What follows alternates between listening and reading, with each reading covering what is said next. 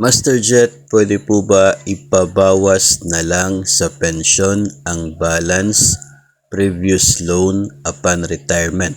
So ito po ay tanong related sa balance ng loan sa GSIS. Kung pwede ba itong ibabawas na lamang mula sa pensyon instead na bayaran upon retirement.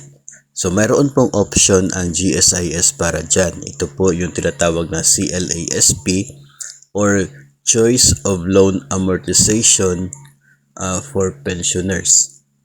Amortization Schedule for Pensioners. So, pwede po, isa po sa mga options upon retirement ay pwede mong bayaran yung loan balance mo 100% galing sa inyo pong claim matatanggap.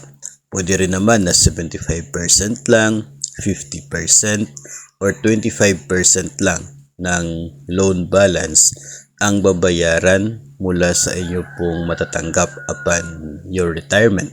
Ito po tinutukoy natin na matatanggap upon retirement ay katulad po ng cash payment if ever na ito pong CLASP ang pipiliin po ninyo at kayo po ay portion lang ng loan ang babayaran. Ang inyo pong pwedeng option dyan ay yun pong pension agad. Kasi hindi naman pwede na hintayin pa yung 5 taon bago magsimula yung deduction sa pension para sa pambayad sa utang. So pension agad yung option na pwede po ninyong magamit. Ngayon sa pension agad meron ka matatanggap na 18 months ng pension mo.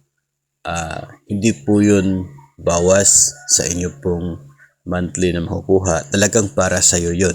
18 months. So malaki na rin po yun. Parang 1.5 taon na pensyon makukuha mo. Mula doon sa 18 times ng pension, pwede pong ibawas doon ang 25% o kaya ay 50% ng loan balance mo. No?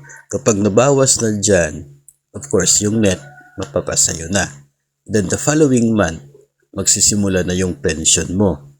So yung natira sa utang na hindi nabayaran, yun ay pwede pong mag-undergo ng installment sa loob ng 3 taon. At ang monthly amortization ay ibabawas mula po sa buwan ng pensyon.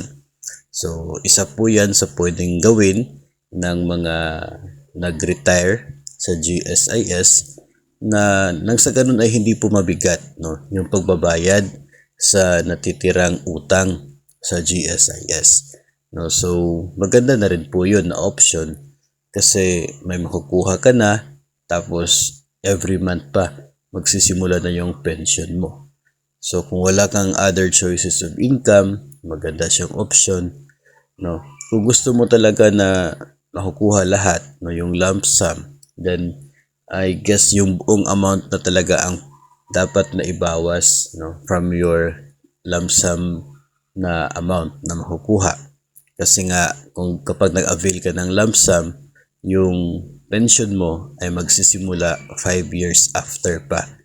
So yung utang mo kung hindi mo babayaran from your lump sum, tutubo po yan sa loob ng 5 taon kung doon pa magsisimula.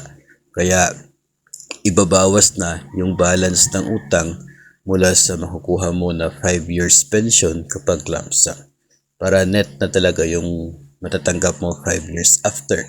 So, may mga options na katulad po niya na pwede po ninyong piliin upon your application for retirement.